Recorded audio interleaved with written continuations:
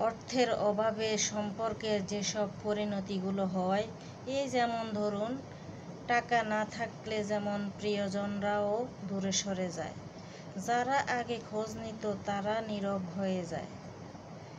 অর্থহীন জীবন, ভালোবাসাও যেন বিলাসিতা। সম্পর্কগুলো তখন স্বার্থপরতার রূপ নেয়। সময় ছিনিয়ে দেয় কারা প্রকৃত আপন।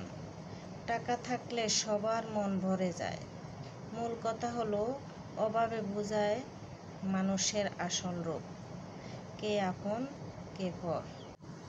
প্রবাদে আছে, অর্থই অনর্থের মূল। অর্থ ছাড়া কারো জীবন চলে না, অর্থ ছাড়া কারো ভালোবাসাও পাওয়া যায় না। এটাই বাস্তব। অর্থ না থাকলে কেউ চোখ দিয়েও তাকায় না। তাই আমাদের উচিত, ছেলে হোক মেয়ে হোক, কিছু টাকা ইনকাম করা। আমি মনে করি ছেলেরা তো ইনকাম করবেই, এর পাশাপাশি মেয়েরাও কিছু ইনকাম করে হাজব্যান্ডের পাশে দাঁড়ানো ভালো। তো ভিউয়ার্স, আমার কথাগুলো কেমন লাগলো? লাইক, কমেন্ট, শেয়ার করে আমার চ্যানেলটা সাবস্ক্রাইব করে আমার পাশে থাকবেন, আমাকে সাপোর্ট করবেন। আমি ইনশাল্লাহ সাপোর্ট করব আপনাদেরকে। আমার রুটি বানাচ্ছি, দুধ চা বানাচ্ছি এবং আলু ভাজি।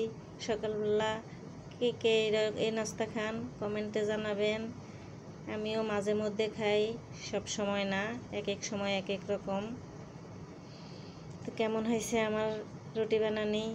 ভালো লাগলে কমেন্টে জানাবেন, ইনশাআল্লাহ রিপ্লাই দেওয়ার চেষ্টা করব। আমি পরিবেশনও করছি। আল্লাহ হাফেজ।